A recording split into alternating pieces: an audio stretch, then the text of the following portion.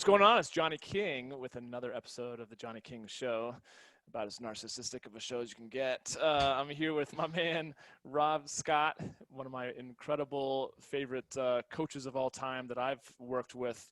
Thanks for being here, man. Appreciate you. Dude, I'm so excited to be here. I love seeing you. I love helping with this mission and all of it. I hope we can do something really cool today. Yeah, I appreciate it. I always feel self-conscious when I say Johnny King with the Johnny King Show. It's like, I think we could probably get you past that. Yeah, let's jump into that. This could just be another coaching session that people get to listen into. There you go. Sure. So I worked with you for about a year and a half, many years ago, 6 years ago maybe, because I remember I was moving out here. My brother Pete, who you're really good friends with, was following me in my car. I had the moving van. And I remember you'd pushed me to sell like a $1,500 or $2,000 product or something like that. And I was like, oh, but I'm gonna be moving during this time. And you're like, no, man, no excuses. Let's do this. And I remember closing 2 people in a single day while I was like texting my bro, like, hey, we got to pull off right here because I got to take some notes, So we just pull off. Awesome. Yeah. Closed, got a few $1,000s and then pulled right back on. I was like, this is amazing. Dude, that's killer. Yeah. Fantastic. Testament to your coaching. But I really do believe that you've been one of my most favorite coaches. And if anyone were to look at robscott.com, your testimonials of amazing people raving it just goes on and on, which just speaks volumes for the work that you've done and the man that you are. So thank you, man. Yeah, I know you've got an amazing story that I know. I don't maybe you can interweave it throughout the conversation today versus just going. I'll do my best. Do you want me to tackle any of that sort of to give it a framing? Just a little framing would be great. Yeah, I think, and I'm happy to share whatever amount of details you want. There's a lot there, but I think people, I am an effective coach, right? I do these things. I actually, if people were to check in and sort of look behind the curtain, there's not a lot of fluff. Like, I'm not pretending to be somebody out here and then faking somebody in here. There's a lot of authenticity and there's a lot of high level functioning, like health and psychological well-being and effectiveness in business and all these different things, right? And so you might assume, looking at that I started off really balanced and healthy and okay and had great parenting and did all these things, and almost nothing could be more from the truth. I mean, not to throw my parents under the bus because they did the best they could, but there was a ton of dysfunction. There was a lot of really, really very horrible and graphic abuse. Somebody outside the family who babysat me all the time for years, physically raped me over and over and over again, violently. I started drugs and alcohol at a very, very early age, like age 7, was doing very serious things, became habitual, closer to 10, 12, that range. And by teens and into 20s, I was a disaster, addicted to very heavy things and in and out of all the institutions, and ultimately homeless, living in my car and then living without a car. Homeless. And then, to really shorten the story, I had what I call a fundamental shift, which is a deep shift in my consciousness. It was like an evolution of my consciousness. And it really did what I now call identity shifting, which was change my sense of self in a really deeply meaningful way. And we could certainly, interweave what that means and how that might be helpful to other people. But what happened from that was I went from as dysfunctional as you could be, literally people dying around me, beat up by the cops and put in jail and not processed for days because they were beating me up because I'd hurt one of them. And so just, real bad things, to vice president of technology at a company with no credentials, no college, no anything, just performance-based, going from temp worker to, regular worker to manager to director to VP, like that rise over just a handful of years. And this is back, when I left that to do this work was probably 2005-ish. So what I did was I started a podcast. I wanted to talk about conscious evolution. I wanted to talk about this fundamental shift that's possible, that leads to feeling very differently, behaving very differently, relating to others very differently, and what's behind that. And that podcast was actually successful. I think one of the biggest mistakes I ever made was stopping that, just knowing how powerful podcasts are today, because I was years ahead of anybody who's popular now. It was easily 5 to 7 years ahead on that.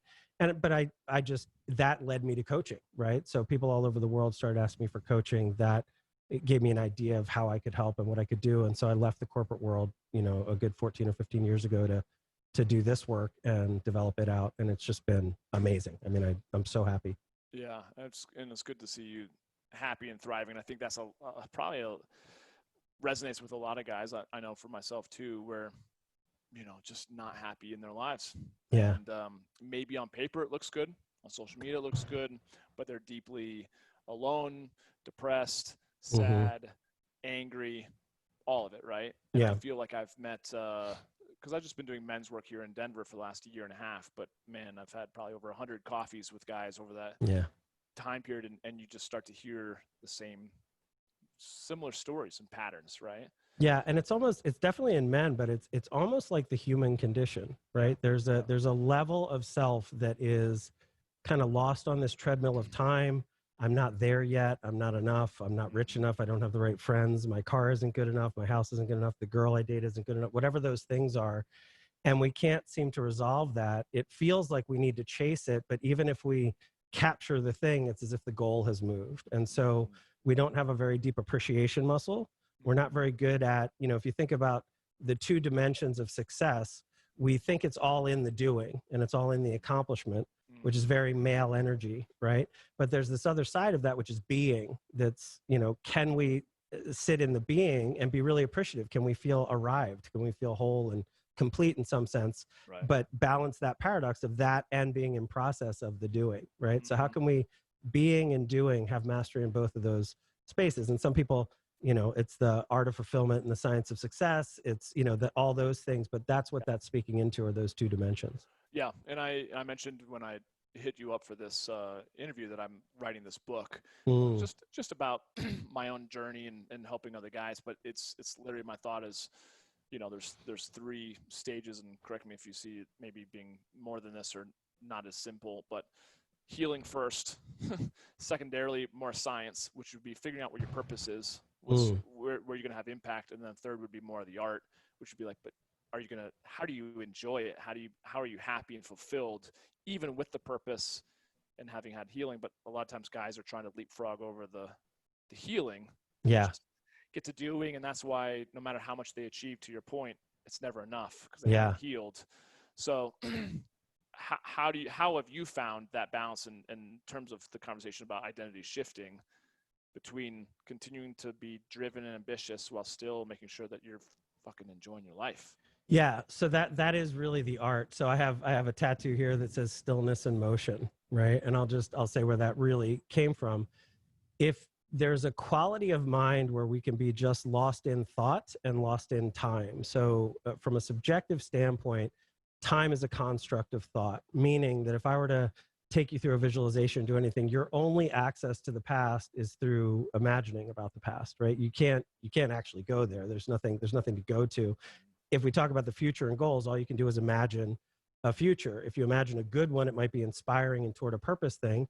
If you imagine a bad one, it might cause anxiety and get you upset or worried about something coming up. Guilt and shame tend to live in the past. Anxiety and fear tend to live in the future. And yet where we are not very good at being is in the now, in this present place, right? And so what the now is not actually in thought. The now is in experience. And so there's actually different parts of the brain that light up. This is a very different thing, but I do this through visualizations to make this deeply experiential for people. But there's a very big difference between being kind of lost in thought, not able to manage our thinking and our meaning making, to where we're either super worried about the future, super guilty and shameful about the past, super desiring about things we're imagining. And then you add in social media and all the tweets and all the alerts on our phone, and it's pulling our attention and our focus, right? So your attention is actually a place, right? Your attention is either on a thought, it's, in the past, it's in these places, and more and more and more of us are feeling that attention in kind of like all different places, which is scattered, ineffectual. We're finding it harder to like read a book and stay with something, or stay on a deeper project like writing a book and sit down to do that for a while that's meaningful. That's a skill. That's a skill of attention. And so if your attention is all over the place, another way that this could be bad is like ruminating. So depression ends up looking like there's a certain pattern of thought that you can't get out of, right? There's a certain sadness or ennui or whatever we want to call it, where you're just ruminating and you can't get over it. If a girl breaks your heart, you can get just stuck on that and you can't get over it, right? So all of this is an attention management problem, okay? The main move there, and I have a free tool if anybody wants it, that very quickly trains you up on this difference and what to do about it, is, you know, quite simply like a mindfulness practice or something. And so obviously we're hearing that from all of the people. Everybody's saying all these rock stars have this mindfulness practice. The reason that's meaningful is it's giving you this ability to leave thought and come into experience in a meaningful way, which literally grounds you to this moment. Emotionally, that's actually where joy, happiness, all the real laughs and giggles, all the fun and like delicious food is in the present. A great sexual experience. Imagine thinking about the sexual experience while it's going on. Like, does she like this? How's that feel? Am I big enough? Is this going on? You know, all that consideration that's like lost in thought versus actually being present to it, noticing the smells, the sensations, the tingles, the feelings. That's a great sexual experience for both of you, right? But yet we get lost in thought. So what we're trying to do, the being part of that is, do you have any meaningful access, literally on command, to getting embodied, present, literally dropping thought so that you can just move your mind away from thinking and modeling, whether that be time or imagination, get into being and sensation in a way that truly is sensual and beautiful in this moment. That could literally be toward being aware of your own physical sensation of anxiety or something that you might not like. But the suffering of anxiety is resisting what is. The what isness of it is just the tingling in your chest. So all of a sudden now we can start to have real shortcut access to emotional management, overcoming anxiety and being courageous as a man, feeling immediately more confident about things because we can get out of this kind of lost in thought place. So all of that is to set up that your model of, like, you know, being like healing, right? So this healing thing is really important because we're all set up with adaptive patterns and wounds, and someone hurt our heart in 8th grade, our mom consistently was mean to us, or our big brother, big sister, whatever, you know, all that stuff that happens to us leaves scars. So we have to make new meaning and figure that out in a way that's important. And then we need this capacity of being and doing. The doing first is maybe a bit of an error, in my only opinion, as far as if you're literally telling someone to do that, because we literally, the being part of the brain begins to atrophy. It becomes harder and harder to have access to that and not just be lost in thought. So the thing that is almost on autopilot missing, certainly in most men, but I would say in most humans today, is that we're captured by modeling, thinking, meaning making, and we're not aware of the place that our attention tends to go and how we get lost in that. So the first move is getting a meaningful sense of being.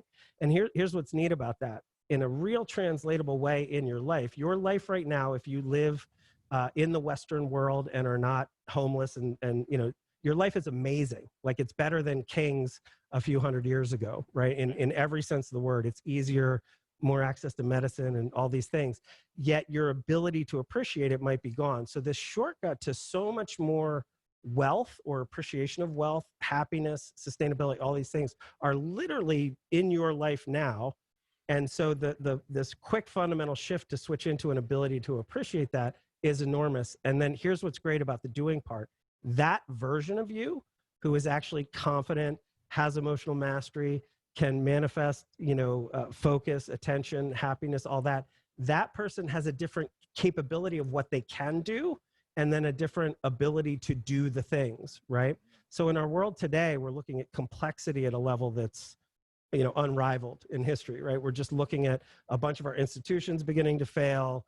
You know, who knows what's happening with climate change. There's the monetary currency issues. You know, it's if you look at all of it enough, you know, we're getting more and more and more to like where any one of us could create a biological threat that kills all of us, which, you know, 100 years ago, that wasn't a thing. It would take a lot of people to decide to kill everybody. But now it's getting closer and closer to like a disgruntled teenager could, you know, put together a nuclear bomb in their basement or something, right? So it's getting like the stakes are higher and higher and more difficult. We need the capacity to adapt, which luckily is the main skill that humans have. right? One of your things that we were talking about in your questions is like, how important is parenting? There's such a long time of us being young because we're so good at adapting. We can grow up on an ice shelf, or we can grow up in the Sahara Desert, and we can learn how to adapt to those things. But as adults, we start to get solidified down into believing in our identity, what we can and can't do. We lose that ability to adapt, and we start to get really overwhelmed by the complexity. So in today's world, we really want to be able to adapt and not just survive, but we want to be able to adapt and thrive through that, right? And that comes back again to a capacity of being and doing really meaningfully. I think that's the term that I think about in my head is just emotional fitness for men, and the book being about kind of becoming kings, which in my mind is just like, it's about all of us becoming, if you have that ambition to, just becoming our fullest versions of ourselves, living as abundantly as we can, emotionally, physically, relationally, spiritually, all those things. But how do you get there? Yeah. Right? We see maybe men in their 60s, 70s who are like, man, just the way that they carry themselves, and it's not ego. It's not, like you said at the very beginning, not faking being one person while behind the scenes they're being someone else. Like that to me is, there's very few of them, out there. And I feel like there should be so many more of us, men and women, being queens, that sort of thing, right? But I'm really focusing the conversation on men.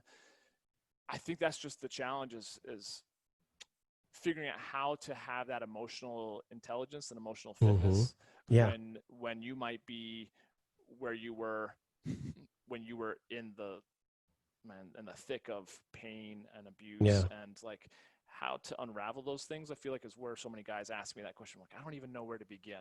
Right? Yeah. So how do you take that guy from pain to first getting those first couple of steps before? Because sometimes I would think they'd maybe listen to this and just think, they'd look at you and be like, how do you even get to where you can even consciously speak what you're saying, right?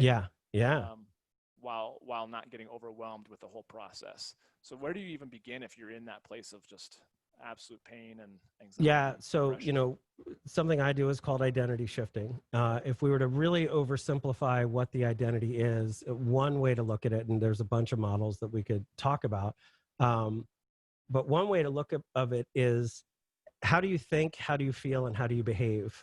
Okay. And so your choices in meaning making, the mentality, how do you have emotional mastery? Can you feel differently about things? And then how are you using those two to choose how you're behaving in the world, like what that action is, right? What am I doing with my time and attention and all that? And if you meaningfully change, honestly, any one of those, you've foundationally changed all three, right? Cognitive behavioral therapy is in this field, right? It's talking about our thoughts, our emotions, and our behaviors really are this meaningful psychological structure of what's happening for us. So there are skills in changing how you think.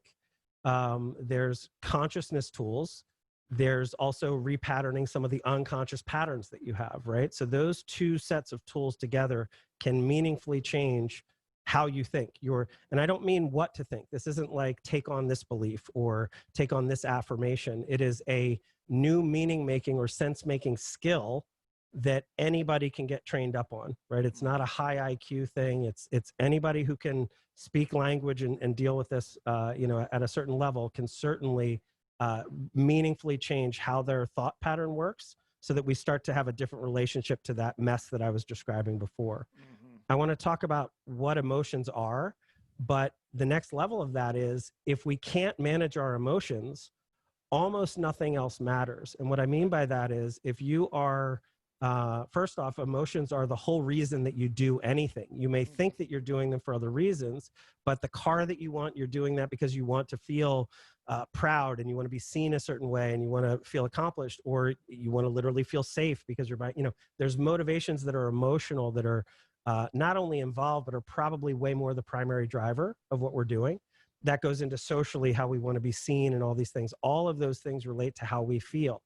So many of us just think, oh, my feelings are reactionary to the world, but we have a whole lot more mastery of how we can manage our own feelings, become not only resilient, but anti-fragile, right? So If fragility means it'll break down under pressure, resilient means it can withstand pressure. Anti-fragility actually grows under pressure. It gets stronger, more like a muscle would. So if you put stress on it, it doesn't just stay and not break. It actually gets bigger and stronger and more capable. We actually want to become emotionally anti-fragile so that through the darkest times, we're coming out the other side, not just okay, the same and unchanged, but adapted and better, right? And more capable of love and connection and maturity and all these different things.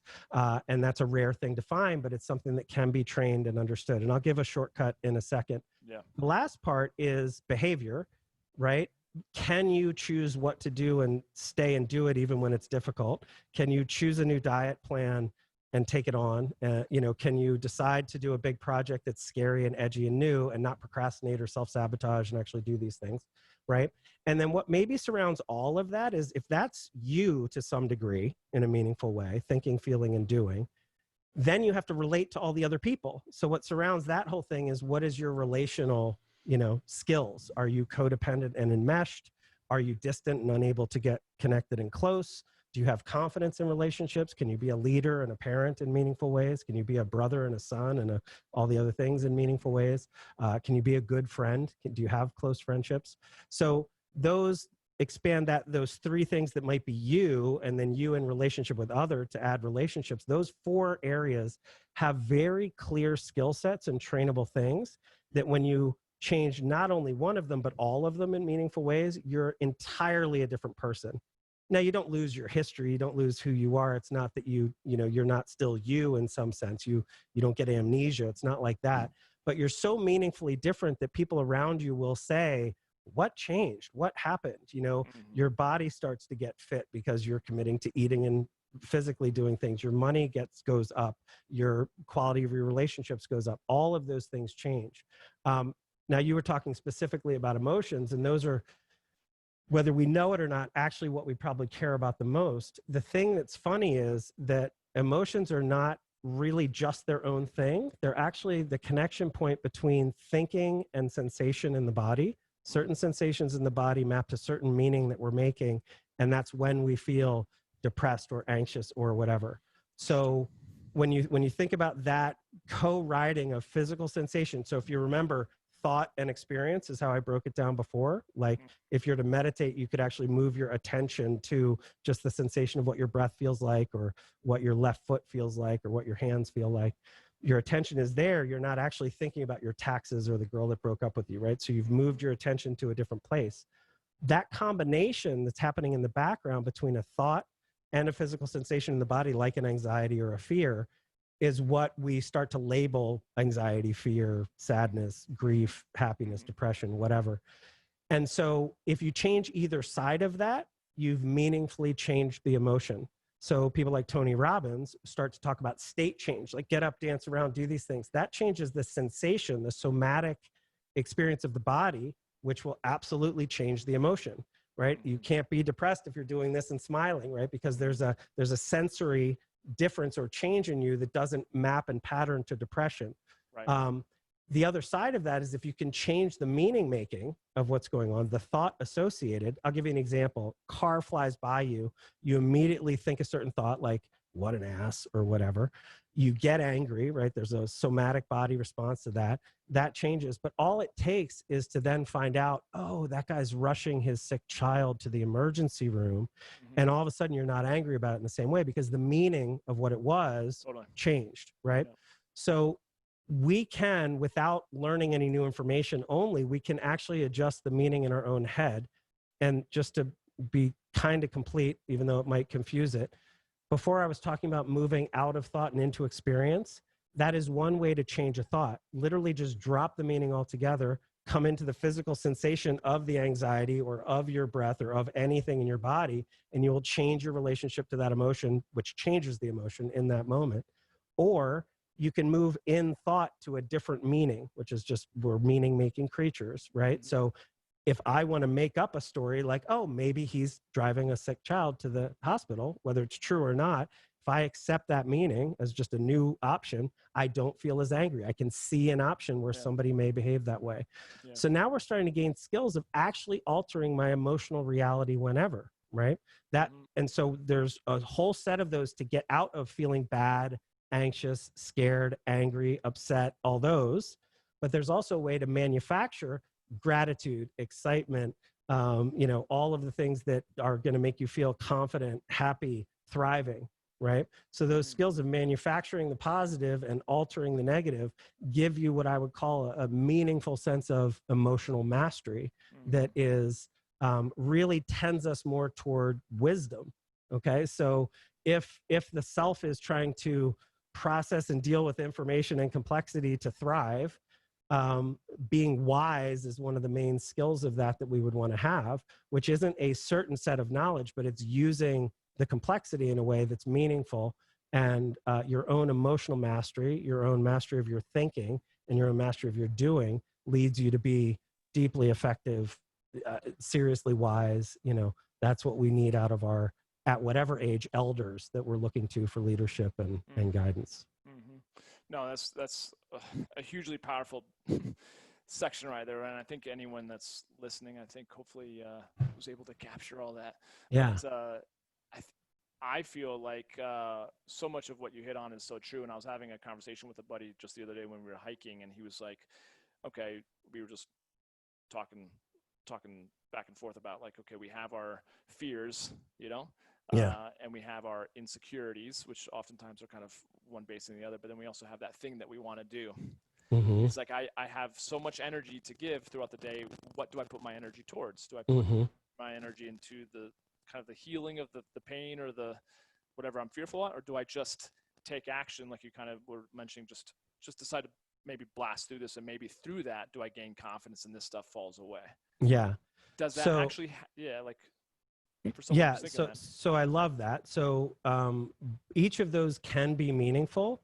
My fear about just hanging out in the pain and looking at it is it can feel, a lot of times things that feel bad seem deeply important to us because they're so emoting.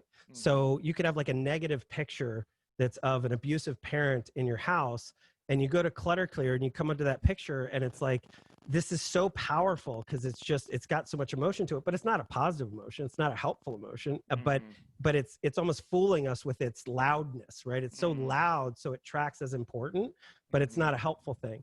So quite often, because your attention is a place, if you keep putting your attention on how much fear you have, a lot of times when you go back to therapy, you start speaking into this very persistent way of being, which doesn't allow you to actually escape that way of being. It actually solidifies that way of being. And yes, you learn to know more about it. You learn to, Alexa's speaking to us as I'm talking here. So we don't want to over focus on the negative. Sometimes it's just very useful to put down some of those patterns and move toward something. Now, if you see that you're repeatedly stuck, addressing it and healing is seriously important, or you won't be able to do the other thing. But I want to make a distinction. You were talking about confidence. Confidence is actually what we have when we have full ability, or, this might be my circle of competency. Like what I'm competent about, I feel confident about, right? So I know I'm competent. I don't have any edge to it. I'm not afraid to do it. This is fine. That's where I feel confident. What we really want to be able to master so that we can grow is doing the things that are outside our circle of competency, the things that are a stretch for us, and those will always feel fear, right? So what we need there is more courage, right? The courage to do that. So what's interesting is a lot of people misunderstand what courage is, okay? When we're looking at somebody who's running into a burning building and everybody's natural instinct is to get out, we say, gosh, that guy's got so much courage, right? And isn't that amazing? And so what we actually think courage feels like is confidence. That guy must be just infinitely confident. He's able to shrug off the flames and run in and do this courageous act. But what courage actually feels like is, it feels like fear, right? Because it is fear, because courage is the action in the face of feeling fear, right? It's that time when you can turn in and take an action even when you're afraid. So when you do that, when you're naturally afraid, I'm okay being afraid. I can actually be afraid and still act, not let it keep me stuck and small, not in fact make me shrink away from things so that I get littler and littler or don't grow. My growth is an act of doing things that are new to me, that I'm a beginner at, that I'm going to have the confidence and the courage to look bad at for a little while until I gain the skill, like starting a podcast or doing public talks or whatever those things are. Your first turn at those are always going to be beginner level. And so having a sense of self-love and like an identity that's okay being what you are, when you have that, you can go through the beginner phase and get to expert, because there's no path to expert without that, right? So what we're really looking for there is more courage to take action in the face of fear rather than trying to not feel fear. Which I think is a great answer, because I feel like even for myself, I get stuck in analysis paralysis where my comfort zone tends to be, human behavior. And why am I doing this? And versus just fucking go and do it. Just do it. Right. And there's that balance between, even just challenging clients or friends or myself. Like there's that balance sometimes when, and who's to say when that needs attention to kind of unravel, and when to say, screw this. This is just, I'm spinning my tires in the sand and just going for getting out of that circle of competence, if you will, and just stretching myself, taking a little courage. So quite often the why is not as important as we think it is. Why is a human only question. It's actually probably the basis of society. So that's a bit of a leap. That's a little intellectual and probably boring for this conversation, if I'm honest, but it leads into this justification system and language and all these things. When people came to why, we started to have reasons why, and that started this whole thing about justifying things. And there's a big part of this in how it relates to our identity. But my point is that analysis paralysis leaves us in a place that takes us away from the actual act of doing things that matters. What's underneath psychologically before we actually broke into cultures and cared about this was what's known as behavioral investment theory, which is at the lower level of psychology, a more root level of psychology, closer to animal level of psychology, is everything that we're doing is about how we're choosing to behave. How are we choosing to invest our time and attention to do things? And humans have this luxury, especially today, to get kind of lost in that analysis paralysis, to really sit in psychotherapy forever, to just wax poetic about why, and when I was 10, it hurt so bad. And so I'm not saying there's no value in that. In fact, there's a lot of value if that's effectively done in a way that can be applied to your life meaningfully. But it's so fun to do it.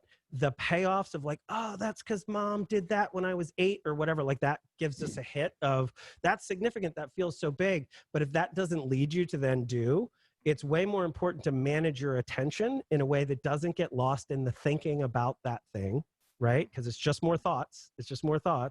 And actually gets you to writing the book or building the house or going to get the food or whatever the things are that really need to happen also. So our meaning making, it's another form of wisdom to know, when am I lost in analyzing, and when is this actually, holding me back from the doing? And I would say for most of us, it should be much more about the doing until you see that you're stuck because you can't do, right? Like if you can't do and you're only analyzing, you're probably overselling the analyzing to yourself as important when it's really not that important. Just go do. Does that make sense? Totally. Yeah. Which was answers the question I was going to ask, was like, well, how do you determine when to do what? You're saying, let's say 80% of the time, if I were to put a number on it, just go do.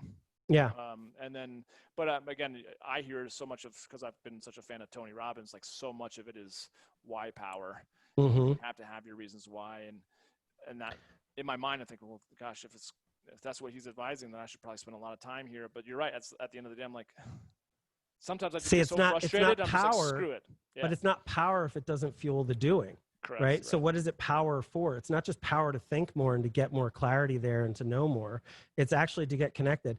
And that is a more specific why. So it might be cool to move the talk to like purpose and passion and how those are different and helpful, because they're deeply important. So I don't want to take anything away from that why power. That's meaningful. But don't forget the distinction that it is to power the doing, right? It is a motivational framing and psychology to actually then go apply and do something, get the clients, make that offer, close them, make the money, change their lives, those kinds of things, instead of just, what's that coach offering going to be again? And why is that? And how motivated am I? And all that, that becomes wasteful more quickly than we think a lot of times. Yeah, that's a good distinction. Because when I do think or spend a lot of time about the why, I am focused on that because I'm not making the progress that I need to make. And I feel like, man, I need greater clarity to drive me because I'm just not feeling driven. And I feel like I need deeper reasons for why this is important so that it up and supports the action. But it can be a challenge for myself and other people that I know. So some of that clarity, let's talk about that for a second. Yeah. Can I jump on some of that? Absolutely. So if we talk about purpose for a second, purpose matters a lot. And a lot of my thinking in this is based in a guy named Martin Seligman's work,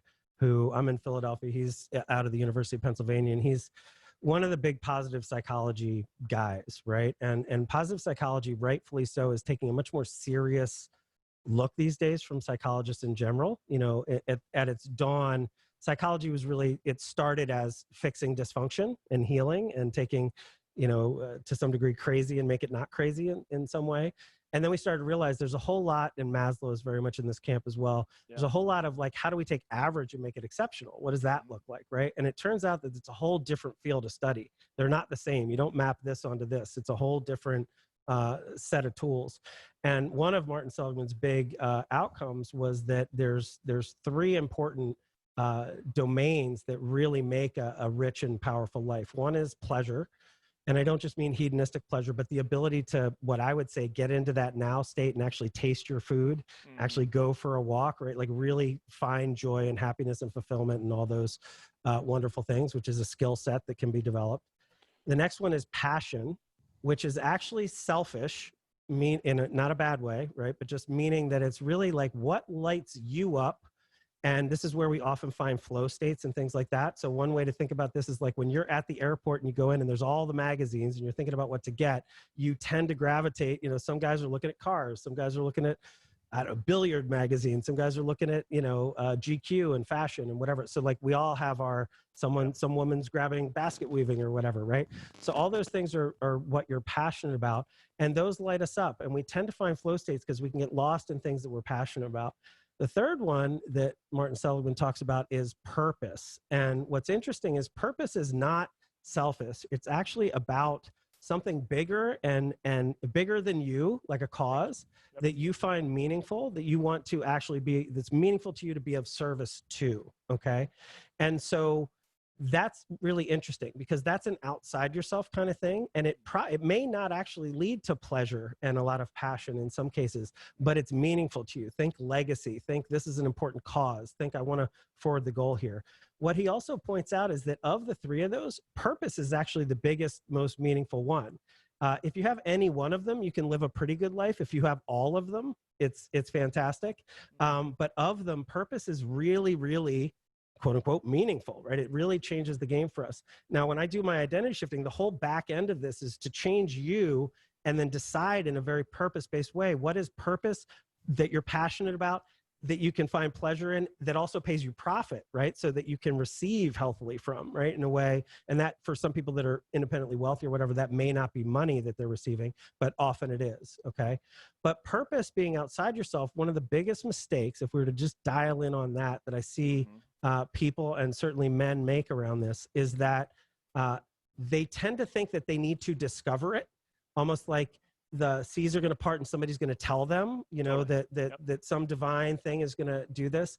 And what we actually need is to have the agency and the sense of self that's powerful enough that we know that we actually decide our purpose, okay? So even if it's not meaningful to you, even if it doesn't because you're like, oh, I've heard it's so powerful to get your purpose, and you'll decide on one, but it just doesn't light you up that much. And so you go, oh, that must not be it. And you stay wishy-washy.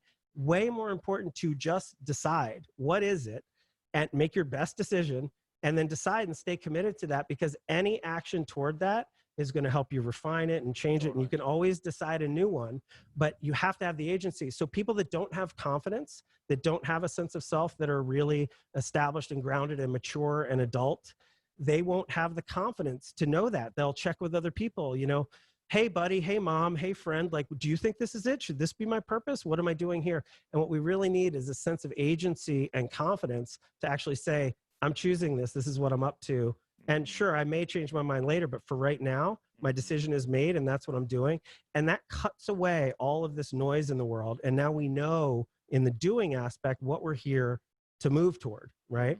And then we can plan around that and we start to do this. And some of that gets into the why question, the why power to decide that. But once that's decided, we don't have to consider that. And that's a real efficiency, because the everyday get up to get reconnected to your why and what that is, exhausting. It's exhausting, and you can spin and spin and spin. So that's why I'm saying deciding and doing, really powerful. Again, if we talk male, female, that's a very male frame, right? Whatever your gender, that's sort of a masculine energy of like, I'm here to accomplish, I'm here to do, right?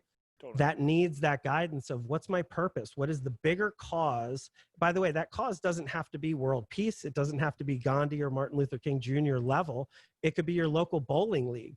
But if it's bigger and outside yourself and you care about it, like you may have purpose in your life that you don't track as that.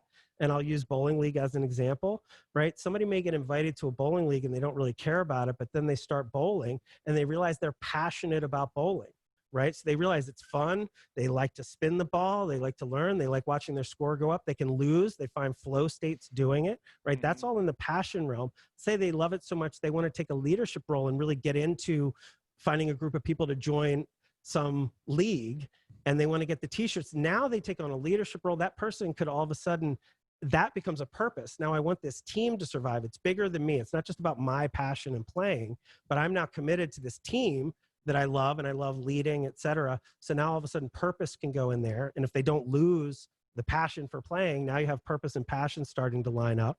If they do it well enough and it's serious enough, maybe they could get paid, right? And if they can find pleasure in some of those things as well, then you start to get really lined up at a very low level, you know, as far as big causes in the world. But that's how on an individual level, you can very quickly align and get clarity on what matters to you, et cetera. Yeah, I think a lot of guys, again, over the last year and a half that I've spoken to, they just struggle with not knowing where they're headed in life, lack of, you know, direction and clarity, and they're just confused a lot. So can I say it's not knowing, it's not deciding. It's not deciding. So that knowing part means I nobody's told me yet, or I haven't learned it somewhere, or I haven't discovered it. Yeah. Right. So it's I don't know yet. It's still like elusive. Well, you decide today, right now, you pick it. What is it? I don't care if it's the worst one ever, but plant a flag. Here's a silly little metaphor. Let's say I'm in a sailboat in the middle of a lake and the wind's blowing, but boat's not pointed in the right direction. I don't want to raise the sail because it'll take me further away from where I think I want to go or whatever. What if I don't even decide where to go, right? We have to decide where we want to go, and then we put up the sail no matter which way we're going, because once we're in motion, now we can start to tack and move, and with that motion, we can make adjustments and change. And if we get closer to where we thought we wanted to go, even if we decide we want to go somewhere else, now we know how to move. We've gained the ability to sail and move things, and so now we can move. So it's about beginning by just planting a flag, right? And there's not no process to this, but you know, you've probably been working on the process enough where it's time to go, what's most important, cut away the noise, make it reasonable and realistic. You know, big is great, but if you're not good at achieving, make it realistic first.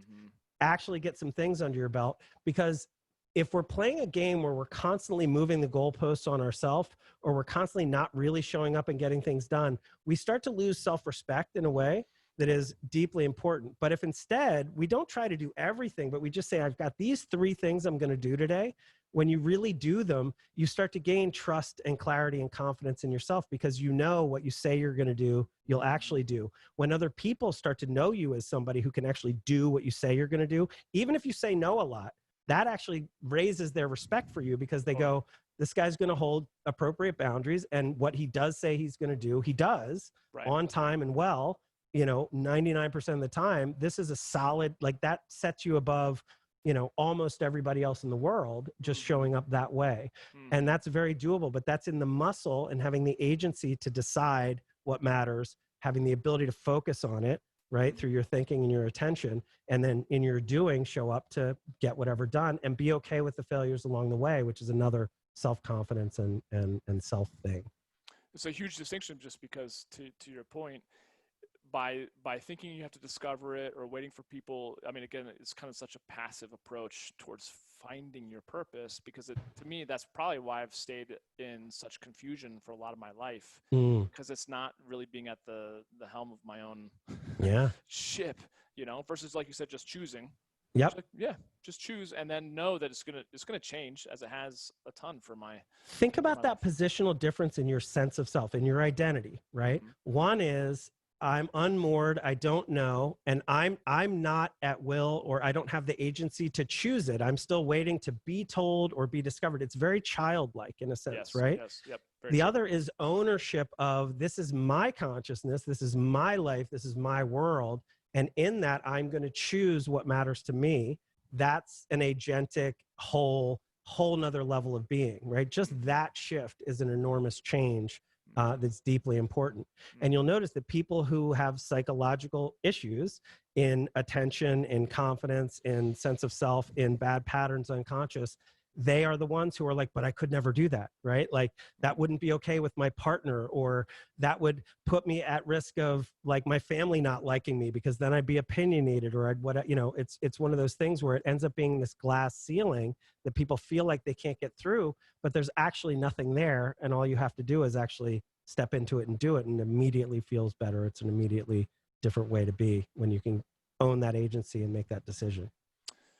Yeah, that's pretty cool distinction, which I really appreciate, and I do feel like that's going to make a huge difference just in any guy that's going to listen to this and understand that that's massively a completely different expression of masculinity than it is to kind of be sitting around waiting for someone to tell them what they should be doing in life, Yeah, totally.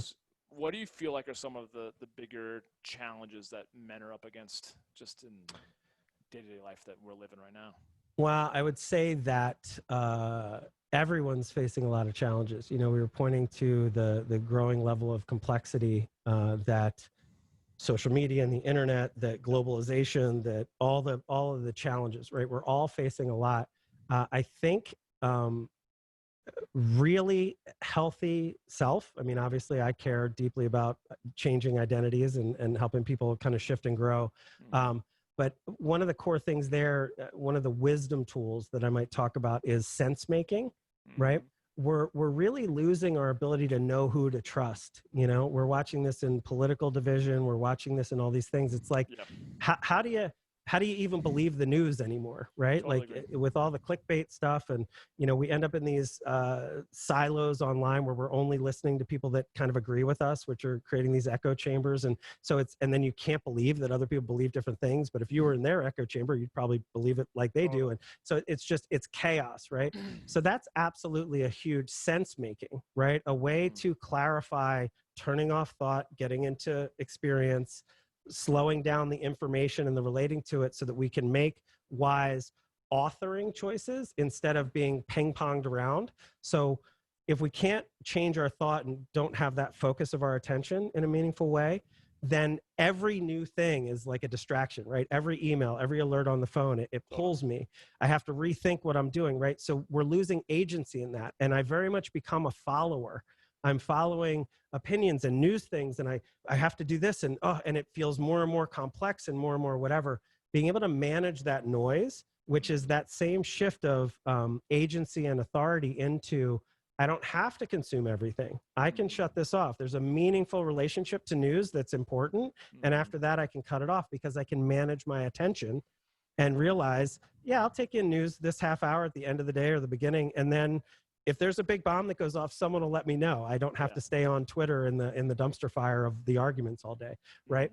I can turn off notifications on my phone. I can decide to have a 1 minute a day practice of mindfulness so that I'm working with my attention, right? Like, I can start to have agency where I can manage that. That leads to the ability to do sense making and meaning making in a much more useful thing, where we're choosing what matters, showing up for it, all the things that we've already talked about. But I think that those are challenges that everyone is facing. And if we talk about masculine versus feminine, not to get into a big gender conflicting, upsetting thing for anybody out there, but, on a biological level, a male is different than a female, and that goes to the whole evolutionary impulse of everything. So those are different chromosomally and in their bodies and all those things in all species that I know of. But if we talk about masculine and feminine, all of us, male or female, have those impulses. So if we talk about useful differences between those, the man is very much, doing. The female might be more being, right? The man is more quiet action and sniper hunter, like stealth and singular doing. The female is more communal and talking, right? The man is more get it done, the woman is more hold space. The man is more, maybe I should be saying masculine versus feminine because it's not man and woman. These are impulses that everybody's capable of. Women have both sides, men have both sides, and often it's better to take on the being or the feminine in the man to actually be more well-rounded and whole. Emotional skills are often more feminine than they are masculine, et cetera.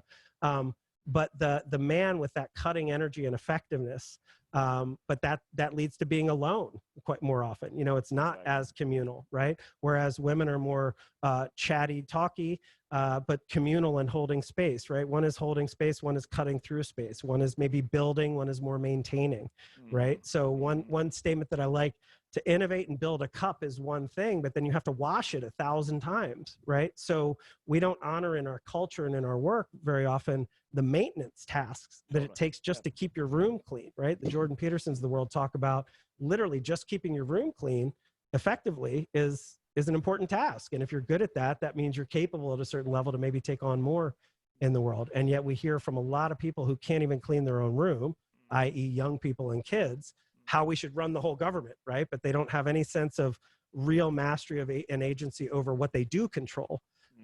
So again, what are the challenges we're facing? There's a lot, but one of the ways out of this is this concept that's big in the military of there's areas of concern in my life, right? Which could be all over the place, right? All the news, all the global challenges, all the heart stuff that hurts, all the relationship things. Like there's so many places my attention could be, and that's a huge circle, approaching infinite places that my attention could be. A much smaller circle inside that is my area of control, right? What do I have control over? Well, a pandemic hits. I don't control what that pandemic is or is not going to do globally, but I do control, can I get food? Can I learn to cook for myself instead of going to restaurants? Can I get a mask? Like whatever those things are that are within my control, that simplifies and slows down and actually gives me useful things to think about. So one of the challenges is managing our attention in that chaos and coming to a more useful thing. And as far as, the masculine, just being more effective and having the agency and the sense of self that can do that accomplishment and doing while learning that feminine side of being and pleasure and happiness and the pause as well. Absolutely.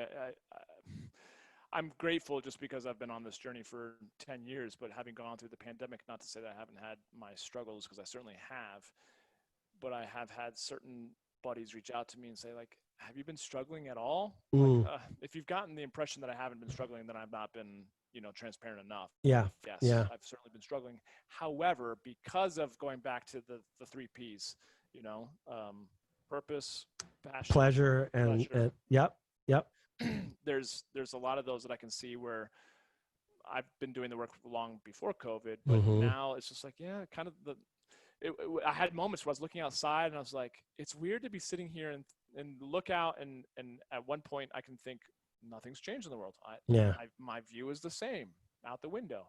Yeah. And yet I could also think there's a virus just on the other side of this window and I could be freaking out. Either way I look at it, I was like, I still got shit to do. So I got to get back to work, and I've just been, for the most part, just plugging away. And I feel like some of these guys are like, how do you have that ability to be pursuing something? Like, well, it's been a long time that I've been working on it. So don't compare yourself against me per se. Yeah. But it is one of those things where COVID is a great example of where, we're seeing either relationships break down or get stronger, right? Or people get a lot of shit done, or we're, our chinks in our armor becoming more and more clear, rising to the surface. We can't hide behind all the other things that we were hiding behind. Yeah. How have you dealt just with COVID and with business and relationships and everything like that, just because someone could look at you and be like, oh, he's got all his shit together, but I'm sure we're all human and have our challenges. Well, But it's really funny because I mean, you know, emotionally and psychically amazing. I got really sick March into April and blew out my back, couldn't walk. So I live alone, ran out of food, ended up I was peeing blood. I was actually I was with your brother away, and I started to notice that I was peeing blood. That went on for about 8 weeks, and that was ultimately me passing like an enormous stone, you know, the size of my finger, that was, you know, I had a kidney stone that was going on. So I thought I had COVID. I didn't want to go to the emergency room because I didn't want to give it to anyone. I live alone, so I was like, let me just shore up. I ended up losing. I had no food for like 4 or 5 days. I mean, I was just dealing with that, and through all that, you can decide to be resilient and happy and anti-fragile and get stronger. What's funny is that led to me losing a lot of weight. Fasting like that, you pretty quickly lose weight. I had a flu. It turns out it wasn't COVID, but I definitely had a flu during that time. And it ended up leading me to, I've been obviously cooking for myself and doing all these things. So no restaurants, cooking for myself, really take care of myself. I'm down like 20, 25 pounds. I'm like lean and mean, feeling great. And totally rebranding my business and rebuilding things and just thriving in all the ways. And it can be really horrible, but your relationship to horrible, like you don't have to suffer, right? So maybe one little nugget before we wrap up, and I don't mean to just keep talking, but suffering is resisting what is. That is, if we have psychological, emotional, physical suffering, all of that is, there is an arising of isness. Something is happening. You've got an emotional feeling here. You've got a physical pain in your back. You know, whatever's going on, you've been broken up with, there's something. That might be pain, right? I might have a physical pain in my arm, which is literally, you know, nerve impulses causing a reaction in my body that we're calling pain. But my psychological suffering from that is how much of that I'm not willing to accept. Okay. So as much as I don't want that to be, that's where my suffering meter starts to grow. Okay. So if I can't deal with it at all, someone punches me in the arm and I'm like, no, that's horrible, I'm suffering hugely. But a Marine who gets punched in the arm might be like, yeah, I like it, like bring more, right? So our relationship to the pain in our arm can change based on the meaning that we're making. So again, these thought tools of how are we managing what an emotion means to us, what a physical sensation means. So as my back is blown out and I'm passing a stone and I have the flu and I haven't eaten in days, right? There's a lot of pain there, but there didn't have to be any suffering. So, you know, one of my big missions is to, you know, end, and maybe, you know, I'd like to say end suffering on planet Earth, but we're going to dip in and out of some form of suffering. So what I'd like to say is it's an okay psychological response to resist it for a moment, but we can manage that to really just be with what is, literally in a non-dual state of awareness, like an enlightened state of awareness where we don't have to suffer. And that is again a tool that's teachable, that we can share with people, that helps them escape suffering, certainly lower it, right? It may come back on autopilot in some way, but you can manage that. And as you do that, even the worst things that happen to you become very survivable. You can thrive through them, and it becomes, you know, kind of shocking what's possible even under the worst circumstances.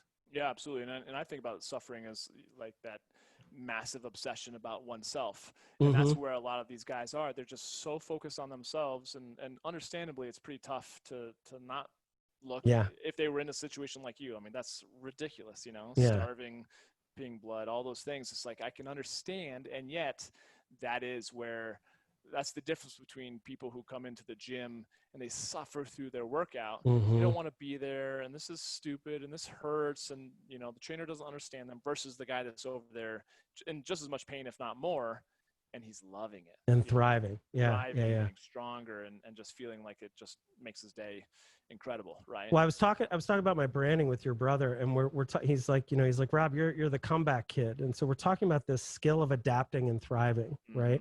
And, you know, coming up even with just t-shirts and like, just like, cause that's really the internal thing where when you're at your worst, you're in the fire, you're deeply malleable to change there, where it's the worst, it's all horrible. Like that's when you can take on new attitudes, new behaviors, new things, right? So instead of hating that, actually looking at that and going, this is my moment. This is when it's time to adapt and thrive, right? And if we think about tons of people, like Steve Jobs gets fired from the company that he started, and he could have fallen, and then his next business fails too, and then all this stuff, but then he thrives, right? Who else, right? There's all these stories of people who just sort of fall off and have this falling from grace. It's horrible, and then they thrive, right? Colonel Sanders, with KFC got turned away. Bill Gates had a failed company before he started Microsoft. Like there's all these stories of this thriving, but not everybody makes it, right? Robin Williams hit bottom and didn't make it. Anthony Bourdain hit bottom and didn't make it. So what is that difference that is that change in us, that agentic change where we say, not today, mother, you're not getting me today. I'm going to adapt and I'm going to thrive here. And that is at its core in a sense of self.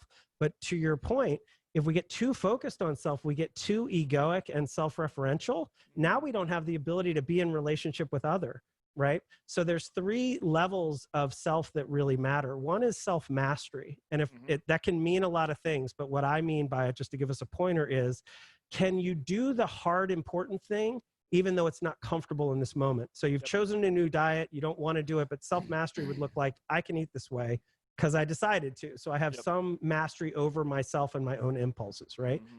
Then we want to use that self-mastery to actualize, to have self-actualization across the lines that matter the most to us. We can't actualize in every direction to expert, but we can pick 3 to 5 to maybe 10 things where I'm going to rock this business. I'm going to be an amazing parent and husband. I'm going to be a killer, friend. I'm going to care about this cause, whatever those are, and really actualize along those. But that requires self-mastery.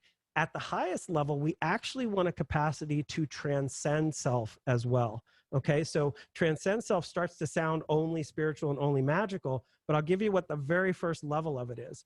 You can't even have a conversation if you can't put down yourself in the moment to model and listen fully to what the other person is saying. If all you're doing is thinking about what to say back and you're modeling your stuff, you're not even listening well, right? So that's one level of transcending self. Another one is what so many people are interested in today, which are flow states, right? If you can get captured by the passion of what you're doing in the moment, you start to have these flow states. Well, that's transcending self because you're not self-referential in that moment. You're just in the task, right? Beyond that, you start to get into gratitude where you're so thankful. That moves into like awe and wonder and these things that do tend to feel more spiritually arrived or whatever. But that is when we can get into these meaningful states of transcending self where we're no longer self-referential, but we're in the world in a new way. When you have self-mastery, self-actualization, and self-transcendence, you're this just very different level of human being. And they build on each other because you can't have one without the previous, correct? They do. You can transcend self without some form of self-mastery, right? So that's a little bit different move, but you're not going to actualize very well unless you have self-mastery.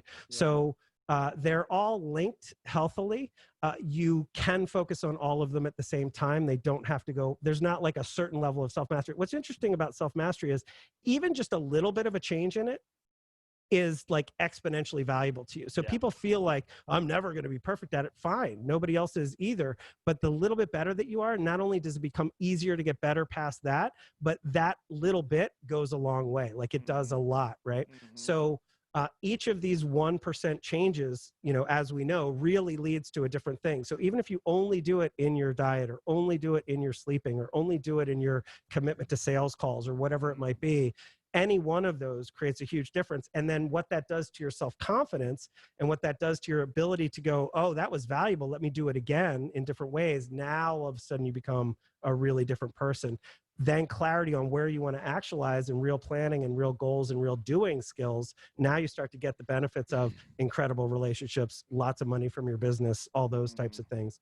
And then transcendence is this other skill that's more related to happiness, fulfillment, presence, relating to others, and a whole lot of other skills that are deeply important as well. Yeah, I think it speaks to the compound effect. I mean, the book, but also just the premise, right? Where so many people want to make these massive changes and, whatever, in such a short amount of time. And yet if you just did that 1%, it is game changing. That's the only way to do it. You have to do the one thing in front of you, right? That's the only way to do it. And so a lot of people who are lost in that one big move, it's going to be this thing. You can't get there from here. It's in these small steps forward that big things actually happen over time, right?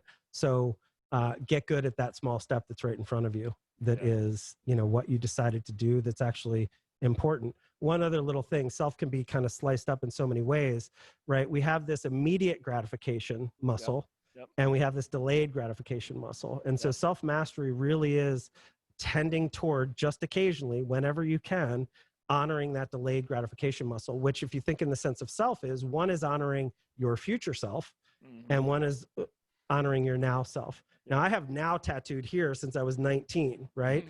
Access to now and presence and being is deeply important because that's in that attentional thought versus experience space. But if we're gluttonous about now, if we're all about this, that leads toward addiction and deep dysfunction in all these ways, right? So in what way can we understand what now is and have a different relationship to time and thought, okay? But also, how can we honor future self in a way that's meaningful in our doing, so that we're actually building a savings account, we're actually working out and eating right, so that this summer we can really have a body we like, that we're, all of those things that we can't actually live a meaningful life over time unless we can manage that impulse. And so all addiction is getting caught in some hyper stimulus that puts us out of balance and gets us like addicted to, whether it's drinking or drugging or sugar or, the processed foods that are just so easy and tasty to consume. But yet, if you do make that decision to do broccoli instead of the junk, eventually broccoli can be really, really delicious, right? But in that moment, what's needed is some self-mastery to make that first choice and do the difficult thing in this moment. And that's what builds self-respect and you becoming the kind of human that's going to really make a difference for yourself and everyone else. I love it. One last thing, you mentioned the pleasure piece, and I feel like when it comes to addictions, and so many, men and women alike are, if they've got an addiction to some type of substance, I feel, and correct me if I'm wrong, but I feel like it's a pursuit of pleasure, right? Pleasure that's outside of them versus seeking happiness or fulfillment that comes from within, and it's always looking for that next hit of pleasure. And so you say pleasure, and there's a part of my brain that kind of like short circuits. I'm like, but is that what we're really pursuing, or is it happiness, or is it fulfillment, or is it just all, So it's not about pursuing. So what addiction actually is, all right? Addiction is suffering. Okay. So let's put it on a line, right? Over here, we're going to have addiction, and over here, we're going to have enlightenment. Okay. And like ultimate happiness. Addiction, and by the way, these are not absolutes. Like one of the biggest mistakes of things like Buddhism and all these is painting a picture of this permanent, blissful, forever kind of state, right? These are states. You want to tend toward this. If you find you're moving here, you want to move back, right? These are, like everything, it's a process. Your identity is a process. None of these things are fixed, right? We're all in flow of just dealing with what is all the time. So, but we can move more and more and more this way, okay? But addiction actually is pain that has gotten patterned to find something that can take away that pain. You pretend it's pleasure, but it's actually not pleasure. Like I've been addicted to all the heavy things, right? So crack cocaine, when you actually get addicted to it, comes down to like a flavor. It's not even, it's a craving. Like the loudest thing going on for you in that is a deep craving and a sense of lack that becomes louder and louder and louder and more difficult to deal with, so that you need this thing, takes over the whole dopamine system in the brain, and it just co-ops your whole being to like, I have to have that. There's no pleasure involved anymore. And actually, without the thing that can maybe ease you for a second, right, is what it gets down to. It's very, very short-lived, any kind of equilibrium found. You're immediately back into pain as soon as it's gone. Is craving and pain, etc. Whereas on the other end, enlightenment means that every step is filled with fulfillment and pleasure, right? Every step on the ground is beautiful. Every looking at a flower, even a punch in the arm, is another sensation to be experienced and enjoyed, right? There's no pain here. There's extreme pain here, okay? So the mistake of addiction is taking something that sets the system off, right? Deeply puts us out of balance. And when it goes away, now pain is there. And so I get into a really bad pattern of trying to chase what I think is going to make me feel better. But to get out of addiction, the real wake up is you have to stop doing that thing to find balance again, or there will never be health and happiness and pleasure. So there's no pleasure in addiction. That is not what we're doing. Now, the lesser versions that like, yeah, I just love sitting on the couch and eating the cheese puffs or whatever, right? That's a hedonistic type pleasure that if you actually asked them and they were really to rate how much pleasure that gave them, the little bit of mouth pleasure that they're getting in the moment usually comes with a ton of guilt and hating their body the next day and all that. Absolutely. So when you average that out, that's not very pleasurable either. But the companies and the marketing and the habit and the ease of buying it and where it is in the store, all that is set up so that we get addicted because many companies are trying because for their bottom line and the infinite growth curve that our capitalism makes us feed into. How can we make this addictive? How can we make Facebook addictive? How can we make these foods addictive, right? There's literally scientists working on this. So that's what we're up against, right? If we go back to like, what are we up against? That's another part of this. And so that information ecology of like the dings from Twitter and the alerts and all that social media is doing to us, that is all trying to gamify and become addictive so that you're sitting there trying to get peptides to fire as you're, am I getting attention? How many likes did I get? What's happening? What did Steve say? Do I need to learn something? Is there something on YouTube? And we get lost in that and it becomes very compulsive and more and more toward addictive. There's so many more questions that obviously pop up as I mean, we could keep talking, but I want to be thoughtful of your time, but this is so good. Thank you. Oh, dude, I love it, man. I'm happy to come back. You know, maybe we do it another time. So well, even just addiction in and of itself is a great conversation that we could probably talk for. I've got a couple things to say about it. I'm 16 and a half years, clean and sober now. And just had a ride from the very earliest of days with that. And, can speak to quite a bit of what's going on with that. Yeah. And I've got a lot of guys here, at least in the community, that are struggling. So maybe we talk about that offline. But I'd love it. Yeah. Thank you again so much for sharing with the listeners and everyone else. So thank you. My pleasure, brother. Thank you. Awesome. All right. Well, take care, everyone, and looking forward to catching up with you on the next episode. But if you would like to get in touch with Rob, robscott.com, correct? That's right. Yep. Mm-hmm.